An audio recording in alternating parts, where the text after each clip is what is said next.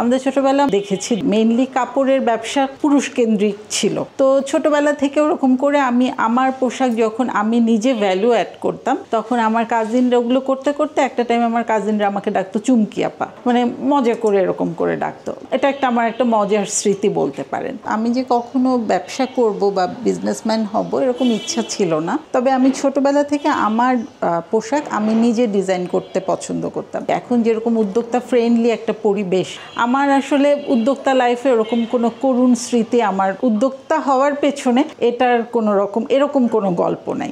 আমার নিজের ইচ্ছা থেকে আমার যেহেতু আমার ডিজাইন করতে ভালো লাগতো, তো আমি চাকরি করার পাশাপাশি 2016-তে আমার সুতলিটা পেজটা আমি শুরু করি। এর আগে আমি নিজের জামা নিজে করতাম, কখনো বন্ধুরা বললে তাদের জামায় ডিজাইন করে দিতাম, তাদের জামা করিয়ে দিতাম। আমার কলিগ বা আমার বন্ধু যারা আমাকে বলে যে হ্যাঁ এটা তো সুন্দর হয়েছে, আমাকেও একটা বানায় দাও বা আমাকে একটা বানায় দে, তখন তাদের ডিজাইন করতে করতে আমার মনে হলো যে ঠিক আছে আমি তাহলে এরকম করে একটা পেজ বা একটা উদ্যোগ শুরু করতে পারি কিনা। তো এইরকম চিন্তাভাবনা থেকে আমার বোন এবং আমার হাজব্যান্ড আমাকে এই আমার চিন্তার সাথে সাপোর্ট দেয়, এবং সেই চিন্তা থেকে আসলে 2016-তে সুতলির মানে যাত্রা শুরু। শুরুতে খুব কম টাকা দিয়ে আমাদের শুরু হয়েছে, 50,000 টাকা আমার মনে হলো যে জমে আছে, ঠিক আছে আমি 50,000 টাকা দিয়ে আমি যাত্রা শুরু করি। সুতলিতে আমরা ভেবেছিলাম যে সুতলিতে আমরা শুধু কুর্তি কামিজ যেগুলো অফিসে যাওয়া যায়, আমি অফিসে যেগুলো পড়তে স্বাচ্ছন্দ্য বোধ করি বা কলেজ ভার্সিটি গোয়িং মেয়েরা পড়তে পারবে। আমাদের সুতলির কুর্তি বা কামিজের একটা স্পেশাল বৈশিষ্ট্য হচ্ছে সবগুলোতে একটা করে পকেট থাকবে, পকেটের মধ্যে একটা মোবাইল, ছোট একটা ওয়ালেট ভরে যাতে কোথাও চলে যাওয়া যায়, এক্সট্রা ব্যাগ ক্যারি করতে না হয়। এর আগে পর্যন্ত তো হচ্ছে কি আমার পরিচিতরা শুধু আমার কাস্টমার ছিল, আমার বন্ধু, কলিগ, কাজিন এরা। অনলাইনে যখন ছবি আপ করা শুরু করলাম এবং আমার অপরিচিত অনেকে আমার ক্রেতা হলেন, 2016 সালের গল্প বলছি। প্রথম 1 মাসে যখন আমাদের আসলে ফার্স্ট লটটা শেষ হয়ে গেল, একদম পুরোটাই শেষ হয়ে গেল, তারপর মনে হলো যে না আসলে সত্যি সত্যি আমরা এটা একটু এগিয়ে নিয়ে যেতে পারি।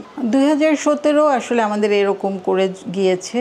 তারপরে তো 2018-তে এসে আমাদের মনে হলো যে আসলে আমাদের একটা সেট আপ দরকার। আমাদের যখন রিপিটেড কাস্টমার হচ্ছে, একটা ডিজাইনের সে 38 একটা অর্ডার দিয়েছে, পরবর্তীতে সে আবার ওই 38-এর অর্ডার দিচ্ছে। আমার যখন আলাদা আলাদা প্যাটার্ন বা আলাদা আলাদা আমি কারিগরের কাছে বানাচ্ছি, সেম ডিজাইনটা বা সেম আউটপুটটা আমার আসতেছে না। তখন আমরা 2018-তে যখন আমরা ফিল করলাম যে আসলে আমাদের একটা সেট আপ দরকার, আমরা আসলে একটা স্টিচিং নিয়ে একটা ছোট মানে একজন আমাদের কাটিং মাস্টার, 2 জন সেলাই করবে, এরকম নিয়ে আমরা একটা ছোট সেট আপে যাই। 23টা সম্ভবত কুর্তি নিয়ে আমাদের প্রথম যাত্রা শুরু। ওটা আমাদের পুরো মানে একদম পুরো শেষ হয়ে গিয়েছিল 27 দিনের মধ্যে, একদম মানে একটাও আর নাই এরকম একটা অবস্থা।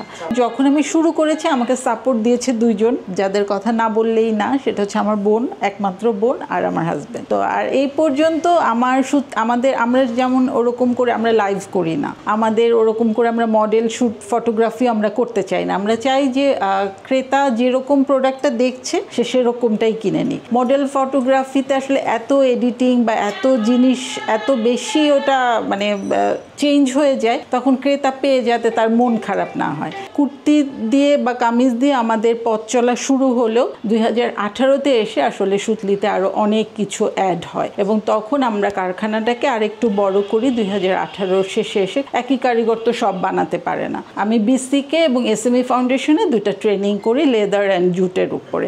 তারপরে আসলে আমরা ব্যাগে যাই, কিন্তু এখন হচ্ছে কি আমাদের ব্যাগও বেশ পপুলার। আমার লেখাপড়া হচ্ছে লিঙ্গুইস্টিক্সে, আমি চাকরি করেছি হচ্ছে এক টেলিভিশনে, কিন্তু আমার আসলে ডিজাইন করতে খুব ভালো লাগে। আমি চাই যে আর 2 বছর পরে আমি ছোট ছোট কিছু ফার্নিচারের ডিজাইন করব। আমাদের এই সুতলি স্টোরের যত ফার্নিচার, এটা ডিজাইনটাও কিন্তু আমার করা। আমার মনে হয় যে যিনি আমাদের অনলাইন কাস্টমার বা সুতলিকে যিনি ভাববেন, তিনি সবার আগে সুতলির কুর্তি এবং সুতলির ব্লাউজকে ভাববেন।